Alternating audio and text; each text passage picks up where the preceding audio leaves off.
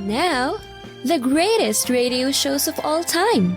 Suspense. The Shadow Node. Washington calling David Harding, Counter Spy. Classic radio theater. The Great Gildersleeve. Fibber McGee and Molly. Dragnet. Gunsmoke. The Lone Ranger. Now, step back into our time machine with your host, Wyatt Cox. Good evening, friends of the Inner Sanctum.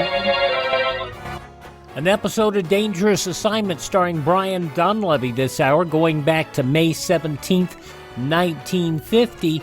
This episode of the program is entitled The Lost City.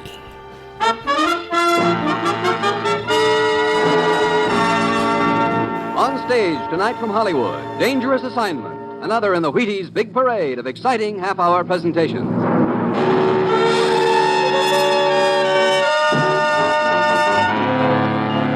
Dangerous Assignment, starring Brian Donlevy as Steve Mitchell.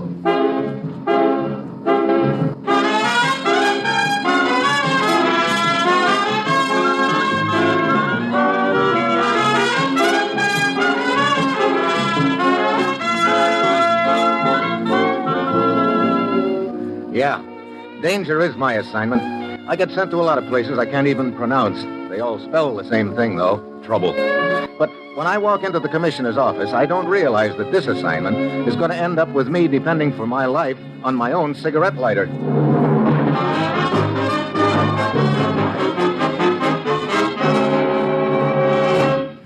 Morning, Commissioner. Get out your pith helmet, Steve. You're leaving for Arabia on the next plane. Arabia? Now, look, my days as a camel jockey are over. Don't worry. You won't be riding any camels unless you find some carrying oil in their humps. Oil? What's the deal? That's the deal. 100,000 barrels of it. Missing. Look, since when have we been playing nursemaid to oil companies? This is a lot bigger than any oil company, Steve. 3 days ago, the Sheik's inspector found a discrepancy in the figures of one of the oil companies, the 5-Star. Unless the matter is cleared up to the Sheik's satisfaction, we may lose the entire concession. Oh, who do I talk to over there? Mr. Williams, the field manager of 5-Star. Their headquarters are in Marani, near the Persian Gulf. Steve, get over there and find out what happened to that oil. Well, that's it. You've got your assignment. Good luck.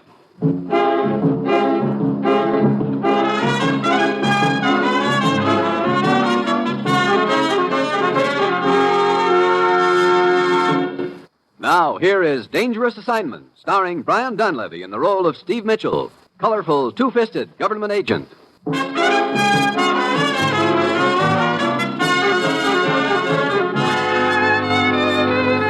Yeah, this is going to be a breeze. All I have to do is fly halfway around the world to a sweltering spot in Arabia, take care of a little matter like finding a mere 100,000 barrels of missing oil. And I've got a strong hunch that somewhere along the line I'll run into someone who'll say, drop dead to me and mean it. It's Thursday when I get to Marani, and Williams, the field manager of 5-Star Oil, is waiting for me in his office, together with his assistant, a guy named Haroon. Well, I'll tell you all I know, Mitchell, but that isn't much. On our last shipment, the Sheik's inspector claimed we were 10,000 barrels short of what their figures showed we'd pumped out of the ground. The Sheik gets royalty on every barrel, so he was pretty sore about it. Yeah, I can imagine, Williams. Haroon here can probably tell you more about this than I can.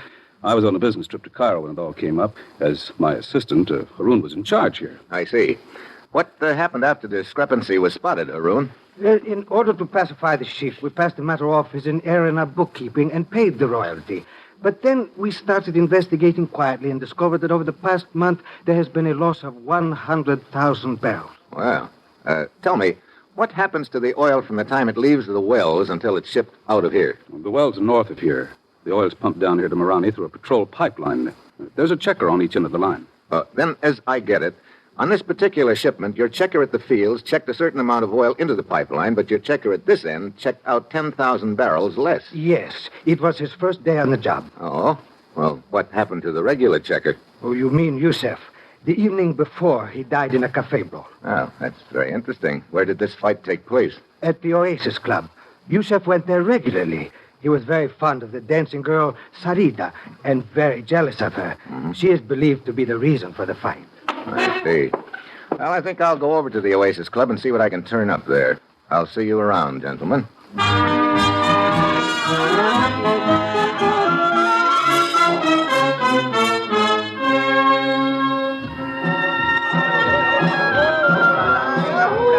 Good evening, Effendi. Welcome to the Oasis Club. You would like a table? That dancing girl out there, is her name Sarita? Oh, yes. That is Sarita. Is she not beautiful? Yeah. I guess she's not afraid of catching cold either. I do not understand, Effendi. Oh, skip it. Will you tell her I'd like to talk to her when she's through with her dance? At once, Effendi. Her table is over in the corner. If you will wait there, I will send her to you. Thank you.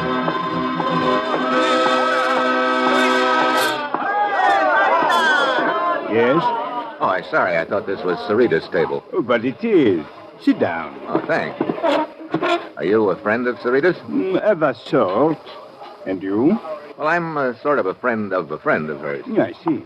Oh, here she comes now. Mm-hmm. You are the one who wished to see Sarita? Yeah.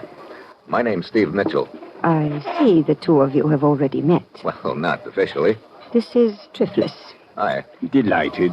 And what do you wish of Sarita, Mr. Mitchell? A little information about your dead boyfriend, Yusuf. Many men are in love with Sarita, Mr. Mitchell. It is a pity, but it is fate. Yusuf was merely one of them. I see. Well, was it fate that killed him? I do not understand. How did it happen? It was during my dance. I heard sudden shouts. Then the lights went out. Such a pity. I might have saved Yusuf had I acted more quickly. What do you mean, Triflis? Well, I was standing over at the bar when the fighting started, but just as I got to Yusuf, the lights went out and there he was, lying on the floor with a knife in his back. Such a pity. He was a very dear friend of mine. I miss him greatly. Did Yusuf ever mention his job with the 5-star to you, Sarita? No. Sarita is not interested in such things. Oh? What sort of things is Sarita interested in? Her beauty. Modest little daisy, aren't you? Modesty is for the unlovely. Is she not completely charming, Mitchell? Well, that's one word for it. This fight that killed Yusuf took place 4 nights ago, right? Let me see. Yes, that is correct. I remember because the next morning I made a business trip to the coast. What kind of business you in, Triflis? Several little enterprises. This trip involved one of them, a truck line which I operate. What do you haul? Oil. From here in Marani to the town of Qatif on the Persian Gulf. You don't haul for the 5-star oil company by any chance, do you? Well, as a matter of fact, yes. They are one of my accounts. I see. Oh, thanks for the conversation, Sarita. Triflis. It was very interesting.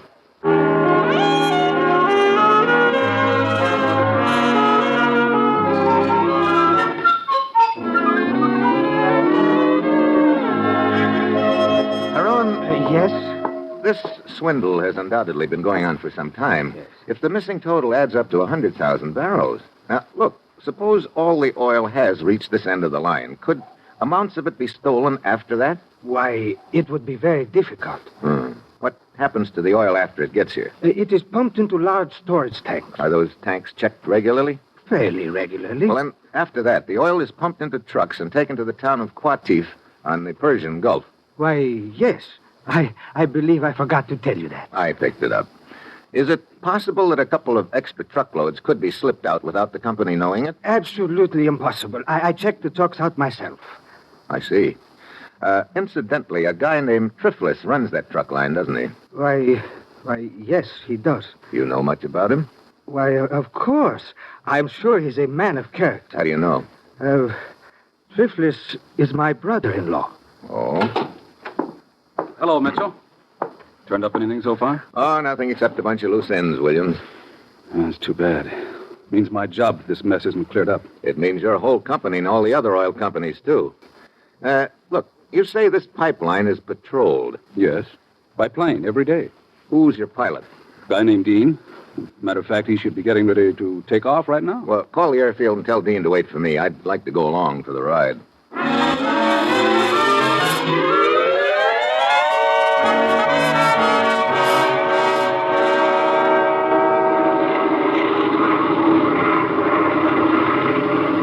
Lots of sand down there, Dean. You can say that again, Mitchell. A lot of sand and a lot of pipe. And this is about the most monotonous job in the world. Yeah, I can imagine. You keep this baby at a pretty low altitude, don't you? Have to, so I can spot leaks in the line. Look, could anyone tap into the pipeline without your spotting it? I don't see how. Even if they tried it at night, I fly so low I could spot the tire tracks the next day. And you can see yourself, there's not a track in that sand for miles around. Yeah. Hey, getting kind of dark. I guess waiting for me made you later than usual, huh? Oh, a little, but that's okay. The water over there, is that the Persian Gulf? Yeah. How far from here is it? Oh, 8 to 10 miles. What are those ruins over there on the coast? That's what they call the lost city of Inzak. Several thousand years old. Great spot for archaeologists. Wait a minute. What's the matter? I thought I saw a light over there. Probably a reflection off the water. Nobody's been around there for at least 6 months. The last expedition was from London, I think. They still have their equipment stored in a warehouse over in Qatif down the coast. Oh, yeah? Hey, just a hunch, but I think I'll take a trip over to Qatif as soon as you get this buggy back home.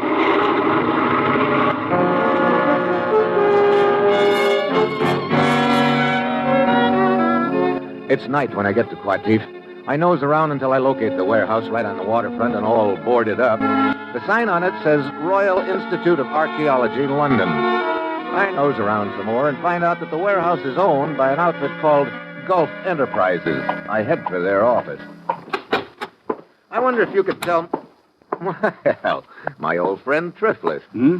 Oh, Mitchell, is it not? It is? Yes, but of course. We met at the Oasis Club in Marani only last evening. The beautiful Sarita... Yes, my compliments to the beautiful Sarita. Don't tell me that you run Gulf Enterprises. Why not? Looks like you're a pretty enterprising gent. A truck line, a warehouse. Warehouse? Oh, yes, the one at the waterfront. I had almost forgotten the place.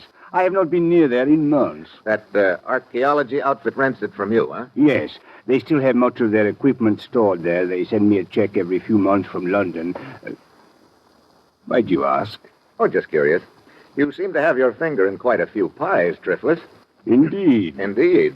You truck oil here to the coast for the five-star outfit. You also happen to own a warehouse that's rented to an outfit who's been poking around in some ruins up the coast. And you also happen to be the brother-in-law of Haroun, the assistant manager of Five Star, to say nothing of being a friend of the dead checker, Yusef. This is all quite accurate and interesting, Mitchell. But what does it prove? It doesn't prove anything, Triflis, but it sure sounds like a nice, cozy arrangement. I'll be seeing you. I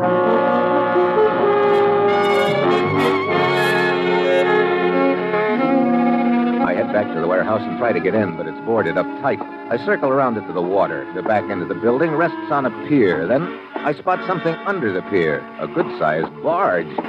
I climb aboard, and a strong smell hits me. Oil. Now I know I'm getting warm. Then I hear a sound behind me. I spin around and spot three gents in white robes, and just one look at them tells me they don't want to shake hands. I swing on the nearest one.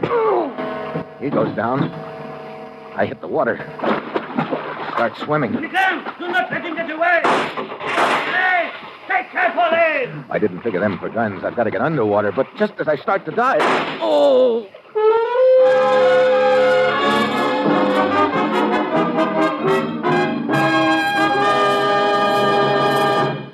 May 17th, 1950, Dangerous Assignment on Classic Radio Theater with Wyatt Cox. Let's see, if something costs less, but people are happier with it, that sounds like something to look into, and that's MediShare. Maybe you've heard switching to MediShare to pay for healthcare can save the typical family $500 a month, and that's huge, but it's also true that people are way more satisfied after making the switch, too. The customer satisfaction rate for MediShare is double that of the typical health insurance plan.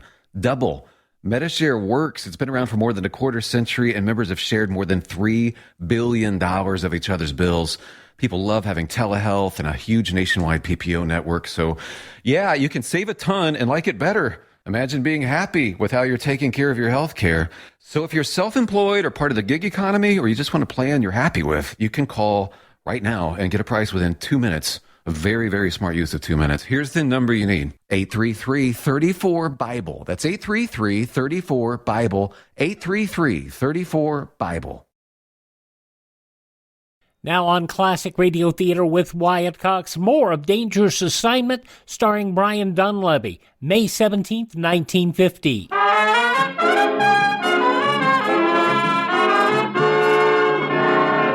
Now, back to Dangerous Assignment and Steve Mitchell.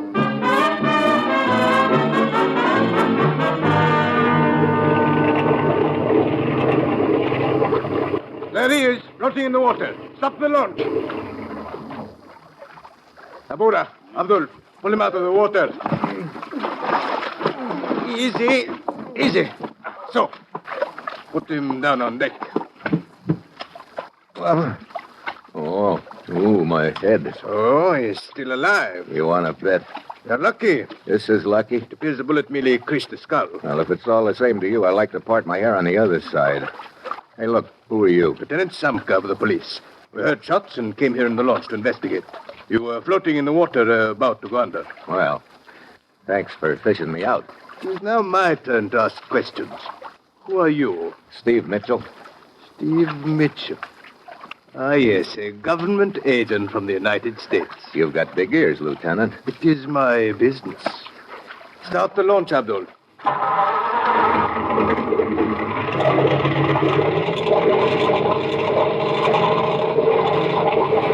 Yes, you are here to investigate the oil scandal. Or is the purpose of your visit rather to whitewash the company involved? That's a pretty bad guess, Samka. Hey, where are we going? Back to the dock. Well, it's been a short acquaintance, but a happy one, Lieutenant. Thanks again. Do not think that our acquaintance will be ended when we reach the dock, Mitchell. I will be seeing you again soon. Oh? Yes, indeed. I will make a point of it, Mitchell.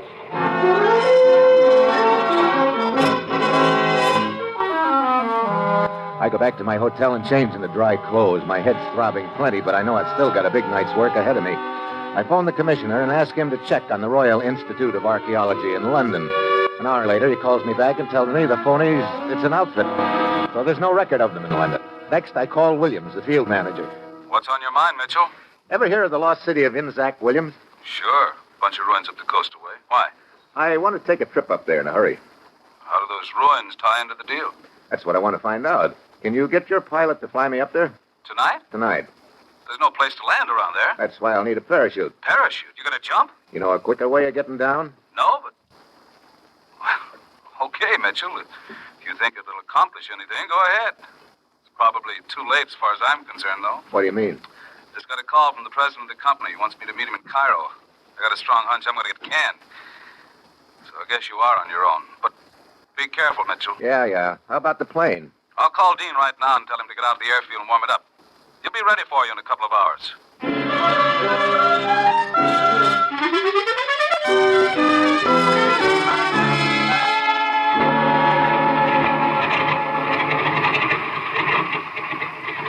Sorry to pull you out of the sack, Dean. That's okay.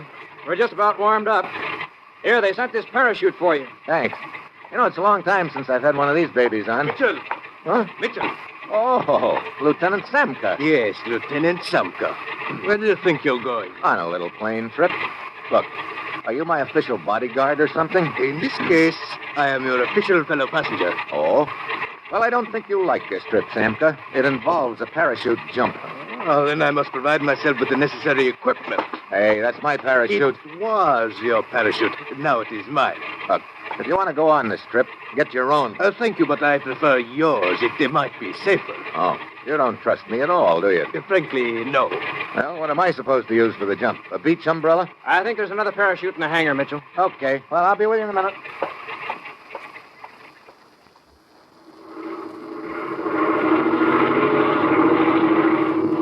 Well, as long as you two guys are determined to jump, you picked a good night for it.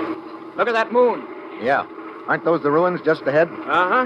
We're a little to the windward of them. You should land pretty close. This about the right spot, Dean? Anytime.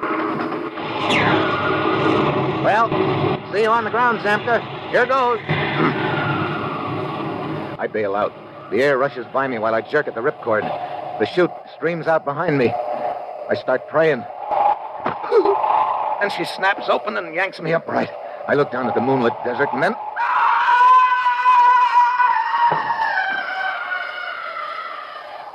It's Samka. But his chute didn't open. I turned my head away and then I realized his chute was supposed to be my chute. And I'm pretty sure that somebody has made sure it wouldn't open. A minute later, I'm on the ground right beside the ruins. There's nothing I can do for Samka. I find the building better preserved than the rest. There are tracks leading in and out. I go in, and the smell of oil hits me right in the face. There's a trapdoor in the floor. I start to open it. Then I freeze. Footsteps outside. I duck back into the shadows. Hold it right there. Let me get my light on you. Well, if it isn't Haroon. Mitchell, what are you doing here? I guess I don't need to ask you the same question, Haroon. But you do not understand. I was merely... Save it, Haroon. Open that trap door. Trap door? Right there in front of you. I don't think we're going to find down below what will surprise either one of us. Mitchell, you must listen to me. Open it. Very well. Short flight of stairs and more oil smell. Okay, you go first. And remember, I've got you covered. Hey, pretty large basement for an old ruined building, isn't it? Yes, it seems to be. Okay, stay put while I flash my light around. Yeah, there it is. A small pipeline? Yeah, a small pipeline underground heading straight west toward the 5-star pipeline. No wonder Dean couldn't spot anything from the air. Well, it was a pretty neat scheme, Haroon. Mitchell, I swear, even though he is my brother-in-law, I did not dream until now that he... What are you talking about? Why, my brother-in-law, Triflis. I realized that you suspected him, and it aroused my suspicions of him. I also found out he owned the warehouse that the expedition had rented. I came here to investigate. Is it just me, or does something not sound right? May 17th, 1950, Dangerous Assignment here on Classic Radio Theater with Wyatt Cox. We'll have the conclusion along with another episode of the soap opera Claudia when Classic Radio Theater continues. By the way, visit my webpage, classicradio.stream. You can learn a lot about building a classic radio collection of your own. Now, these important messages. No offense, but are you a little fat when you look in the mirror? How would you like to learn the secrets to lose 3 to 5 pounds a week easily without joining the gym or going through any crazy diets? It's called Body Sculpt by Med Diet. For the last 2 decades, we've been helping people just like you that have pounds they want to shed. We've helped millions of people lose thousands and thousands of pounds over the years. And now it's your turn. Learn the secrets of how to lose weight with one simple phone call. You'll see an amazing difference in a matter of days. Don't believe us? We'll offer you a money-back guarantee. If you're ready to start losing weight right now, call right now to learn more about your risk-free order to Body Sculpt. Call for your risk-free offer. 800-738-5332. 800-738-5332. 800-738-5332. That's 800-738-5332. Are you in bad pain? You know what I mean. Your knees hurt. Your shoulder hurts. Your elbow and back are constantly killing you. And I'm sure you've tried every pain pill or cream available at the drugstore. Am I right? Well, here's something you haven't tried. Pain Magic. Pain Magic is not available at any drugstore. The only place you can get it is by calling the special toll-free number I'm about to give you. And to make things even better, call right now and find out about our buy one, get one free offer. We're so confident it'll work for you that we offer a free bottle with your purchase. No prescription required. Call now to learn how you can get Pain Magic and get rid of your pain. Remember, your results may vary. 800-492-8164. 800-492-8164. 800-492-8164. That's 800-492-8164.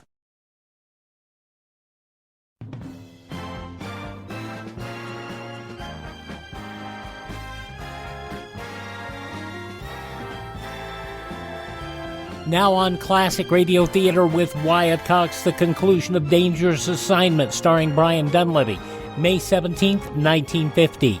I realize now that your suspicions were justified. Look, as assistant field manager, you could have engineered the whole deal, and Triflis was in a good spot to help you. Now you're trying to pin the whole deal on him. No.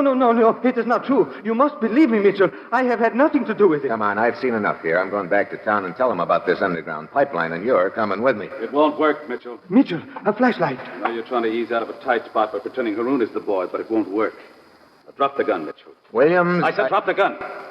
Okay. Now kick it over towards me. That's the boy. I kind of figured you'd be hanging around in the shadows here somewhere, Williams. As soon as that parachute failed to open, I knew you were my boy. So you weren't wearing that chute, Mitchell. How'd you get up here so fast? I got a 2-hour head start on a fast launch and waited here for you just in case anything went wrong with my parachute gag. You know, I gotta hand it to you, Williams. You had a pretty good scheme cooked up here. You organized a fake expedition to come up to these ruins. They run an underground pipeline over to the main line and tap it. And then you cart the oil away on barges from here. Yeah. Too bad the checker of mine got himself killed in that fight when I was in Cairo. He's been covering for me. What's the matter, Williams? Wasn't Five Star paying you enough salary? Sure, $15,000 a year. But 100,000 barrels of oil is worth $250,000, Mitchell. You figure it out. Oh, right now I'm trying to figure out what you're going to do with Haroon and me.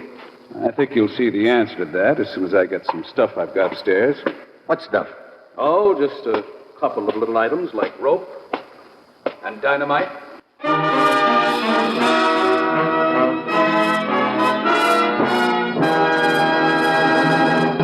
Some people are very lucky. They don't have to buy Wheaties. They just pitch a no-hit, no-run ball game or slam the apple out of the park, and they win a whole case of Wheaties. Take Ralph Kiner. He's probably still working on the last of the 54 home run cases he got last season with the Pittsburgh Pirates. Ralph figures Wheaties are plenty okay. He told us, "I don't think there's a breakfast dish anywhere that can beat milk, fruit, and Wheaties. Breakfast of champions." From that remark, I just figured that Mr. Kiner wouldn't even mind going out and buying his Wheaties if he had to. And I reckon you won't either. After all, it isn't much of a trip, just down to the grocery. And now, here is the conclusion of Dangerous Assignment.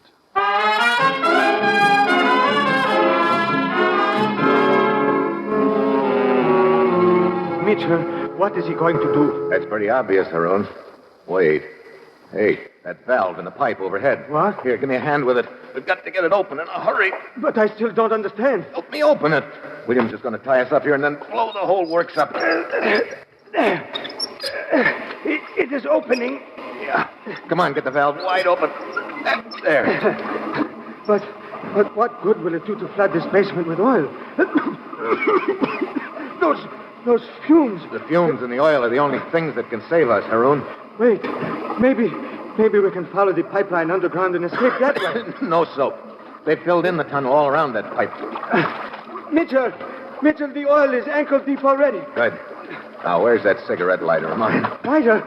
Wait, Mitchell, wait! Brother, you could cut these fumes with a knife. Okay, boys. Get over the beam of my flashlight. Here we are, William. Hey, wait a minute. Mitchell, what are you doing? Just giving the place a little oil bath, Williams. What have you got in your hand? Drop it. Oh, no, you drop that gun, Williams, right now. You crazy, I'll fill you so full of holes. Oh, no, you won't. This is a cigarette lighter. I'm holding it right next to this stream of oil. All I have to do is make a spark with it. This whole place will go up in flames so quick you'll never make it to that trap door. Cigarette lighters don't always light, Mitchell. Sorry, Buster.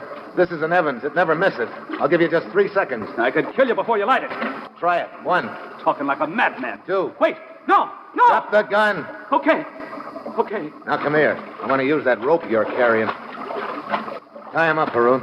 Look out, Mitchell, a knife! I'll take that lighter! Have a fist and step. My. Well, I guess there's one way of rubbing his nose in it. Well, come on, Haroon. Let's get him upstairs. He is covered with oil. Yeah. You got him? Yes. Up the steps with him. These fumes, Mitchell, one spark would have turned this place into an inferno. You're telling me. Well, here we are. Set him down on the floor. All right. Now, come on. Let you and me get some fresh air before we keel over. That is better. Mitchell, I must say you have nerves of steel. Yeah? Right now they're creaking a little bit. I could use a cigarette. Yes, of course. Here, I have one. Oh, thanks. How about a light? Oh, but your cigarette lighter. Oh, that. I keep forgetting to get flints for it. It doesn't work. What? But I heard you say to Williams that... Yeah, Williams didn't know I didn't have any flint in it. Mitchell, you were just bluffing. Look, when you've got no cards, you've got to bluff. But a bluff is the best poker hand in the world as long as the opposition doesn't call you. And Williams didn't call. Now, how about a match?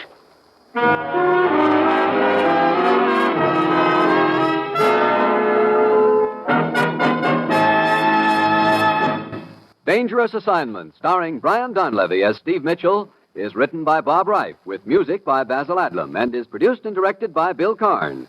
Join us again next Wednesday when Brian Donlevy as Steve Mitchell embarks on another Dangerous Assignment. May 17th, 1950, Dangerous Assignment on Classic Radio Theater with Wyatt Cox. Radio? Why should I advertise on radio? There's nothing to look at, no pictures. Listen, you can do things on radio you couldn't possibly do on TV. That'll be the day. All right, watch this. Okay, people, and now when I give you the cue, I want the 700-foot mountain of whipped cream to roll into Lake Michigan, which has been drained and filled with hot chocolate. Then the Royal Canadian Air Force will fly overhead towing a 10-ton maraschino cherry, which will be dropped into the whipped cream to the cheering of 25,000 extras. All right, cue the mountain.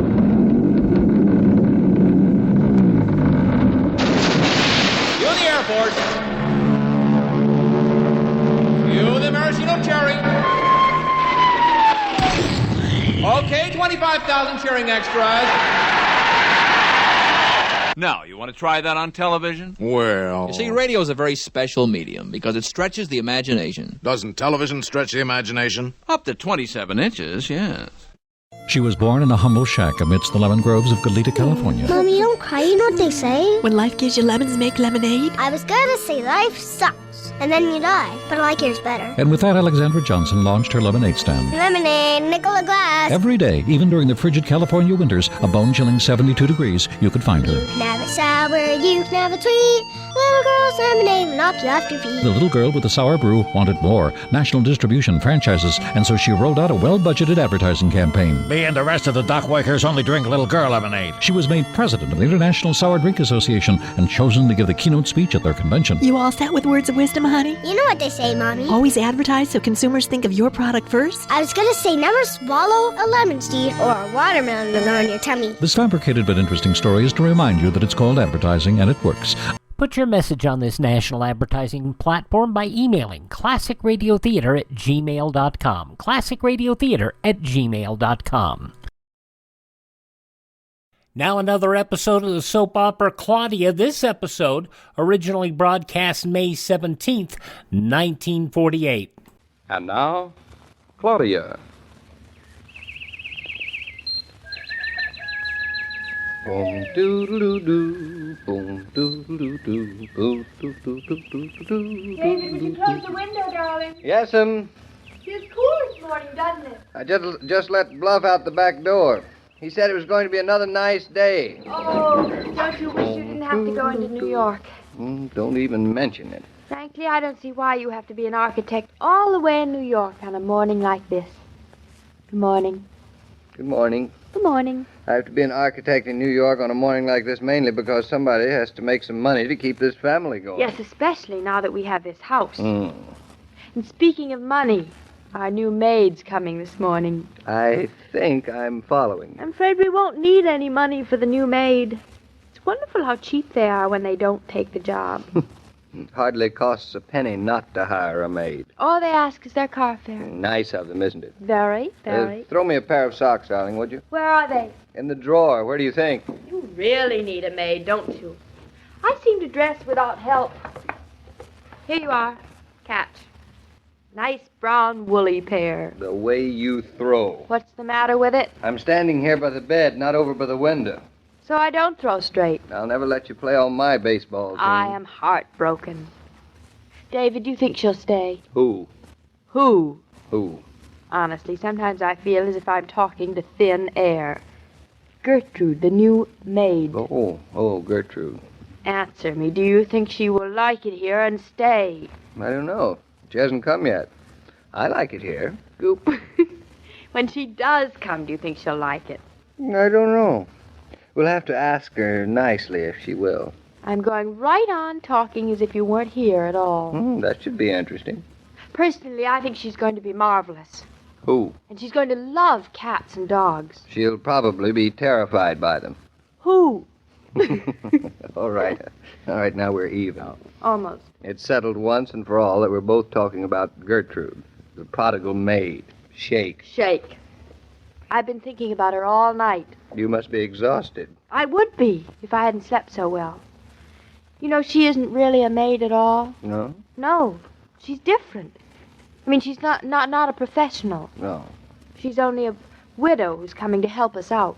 Only a widow to help us out. Dope. Go on, talk as if I'm not here. Gertrude is a neighbor, and that's the way I'm going to treat her. I only hope that's the way she'll treat you. And no heavy cleaning, David. We mustn't ask that. Farthest thing from my mind. Then it has been on your mind? It has not. Then how could it be the farthest thing? Well, every talent helps. Gertrude is going to stay if I have to do all the cooking and Mama has to darn all the socks. If that happens, I go. Goodbye. Goodbye. Now, this is the way it's going to be.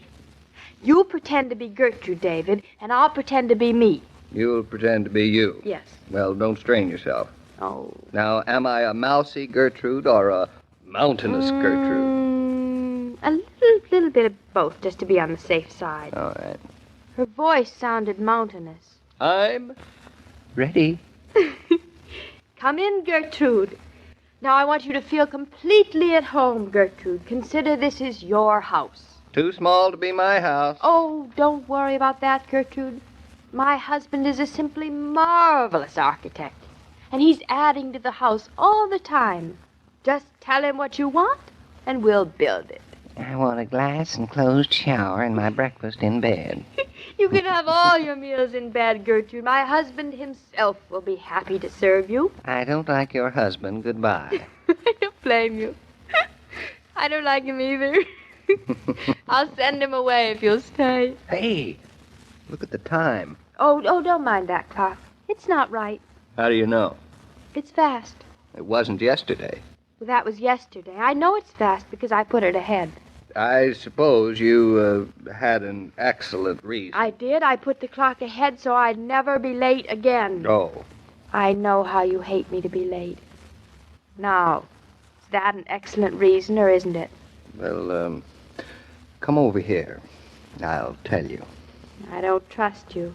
Come here, I said. I'm here. Oh, David, it must have been an excellent reason. Now, come on. Whether it's early or late, I want my breakfast. So do I.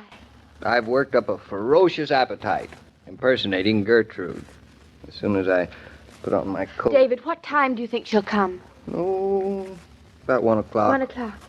Knowing Gertrude as well as I do, she probably doesn't like getting up early. Then she'll probably leave at 2 o'clock because she doesn't like staying late. But I don't care, even if she leaves. Hey, you're not giving up so easily, are you? No, but I don't have any false hopes. Then I won't be disappointed.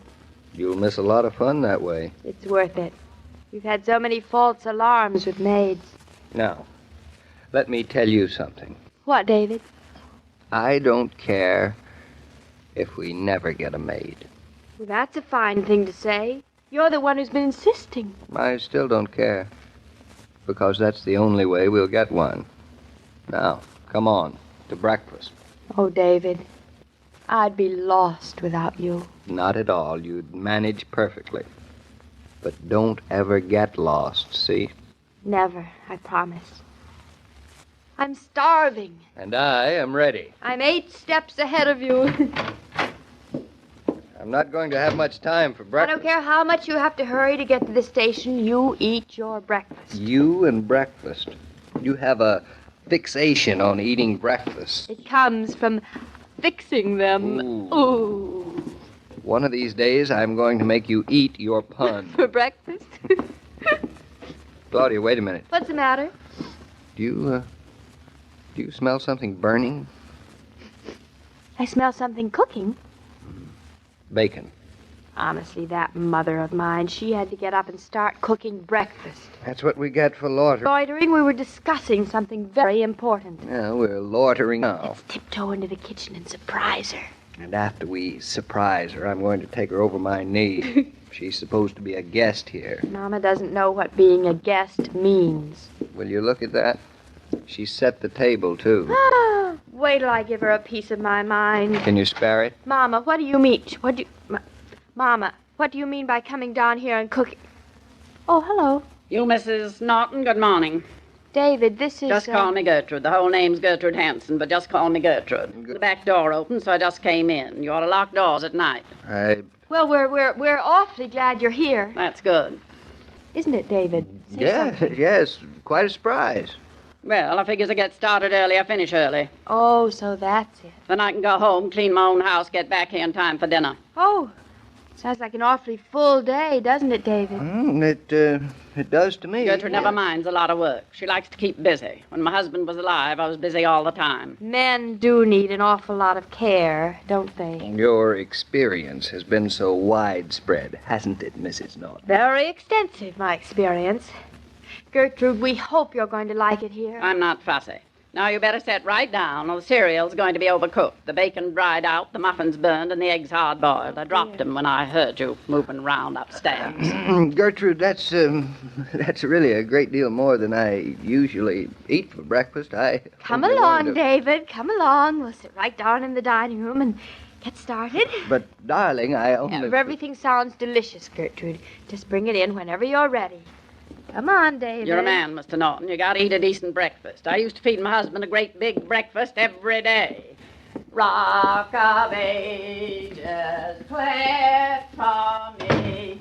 Oh, where is her husband now? Hush up, David. I'm not going to eat eggs and cereal and bacon David, and... please, today. Just today. Oh, all right.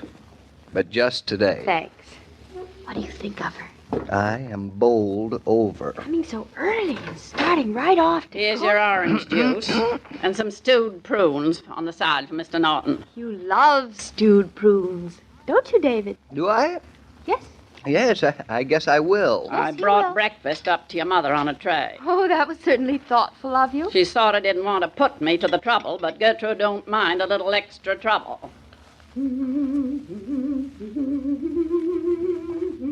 Poor Mama. She hates trays. I'll bet she doesn't know what hit her. Eat your prunes. I don't even know what hit me, and I've seen her. Eat your prunes. You want to offend Gertrude? Just this morning. Now, don't ever take advantage of me again. David, do you think she'll stay? Well, she certainly seems to be cutting out a niche for herself, a nice, large one. She's not a bit like what I expected. I thought she'd be Here's the cereal and the cream. Or do you like your eggs and bacon first? Some folks do. Oh, this is fine, Gertrude. Thank you. Scream when you want me. I'm making some dough for a rhubarb pie. I'm waiting on the rail.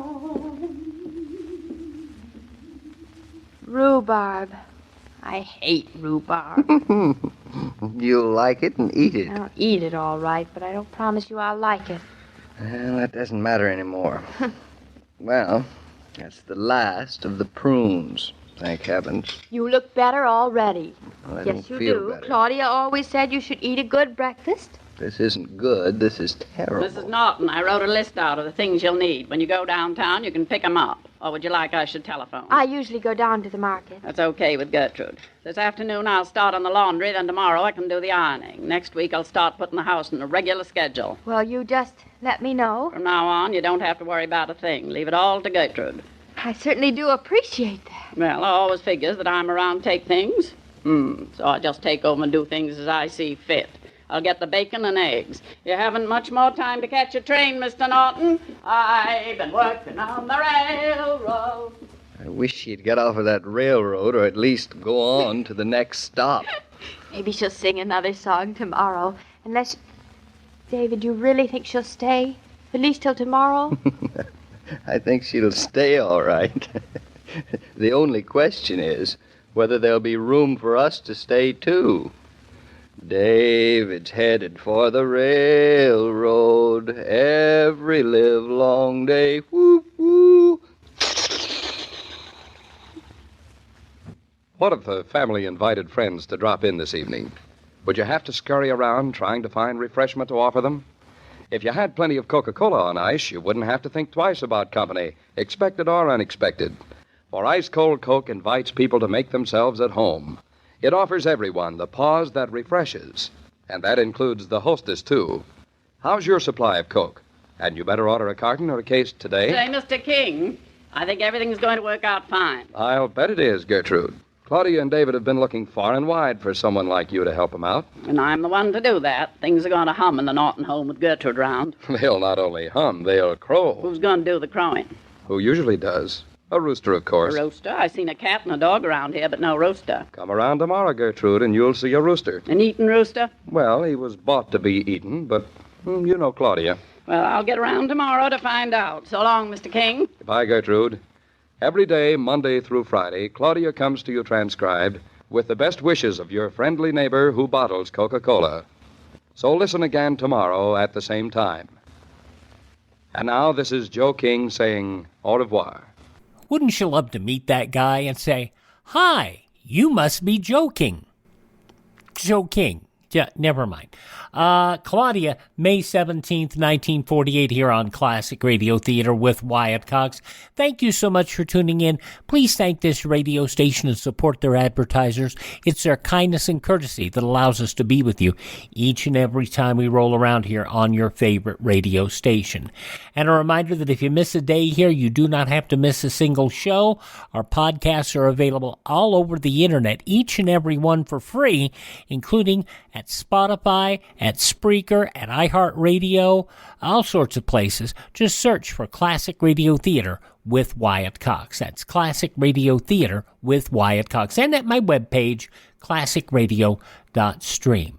Thank you again for tuning in. Please, again, tell all your friends. The great radio shows are right here at this spot on the radio dial. Classic Radio Theater with Wyatt Cox on your favorite radio station.